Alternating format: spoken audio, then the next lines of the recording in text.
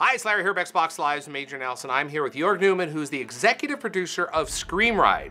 Now, if you don't know what Screamride is, you probably saw the trailer earlier this year at Gamescom, right, Jörg? That's right. Now, the trailer itself, people stopped and looked and said, wait a minute, what is this? It looks like Roller Coaster Tycoon. It looks like, I don't know what I'm looking at. So what are we looking at?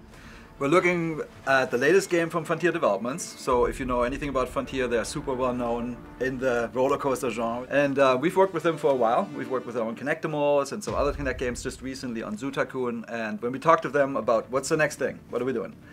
We obviously said, hey, how about a roller coaster game? And at the same time, there was something that made the rounds on the internet. It was called the Centrifuge Brain Project, okay, which was these crazy concoctions of rides and basically just throwing you into the sky. And we're like, that's cool. Okay. So we said, why don't we take your expertise in roller coaster games and just take it over the top, make an action game out of it, and go crazy. So let's talk about that for a second, because how do you make an action game out of a roller coaster? Because you're a roller coaster game. Because in Roller Coaster Tycoon, you're building them and you're kind of constructing them. So what are the components of this game? So it's create, just like a regular roller coaster game. You can create whatever crazy coasters you want, and we took it to an extreme, like hundreds and hundreds of meters high, and just death-defying rolls and things like that.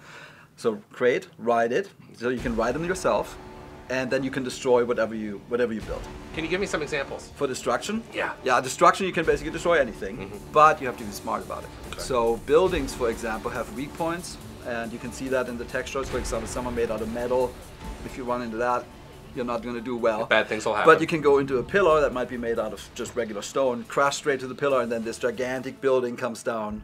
And it's, in the industry, it's never been done like this before, ever. Like, there's a level of destruction in this game, it's unprecedented. Okay. And then there's another pillar, which is share. So in this game, you can basically build anything. You can build the environment, build the coasters, build the amusement rides, share them with your friends, and then everybody can have fun together riding them or blowing them up. And then after you build this, then obviously you said you can ride it. You can ride it. And so then you can go, if you've played Trials at all, it's a lot like that. So you can go take them wheelies or burn out.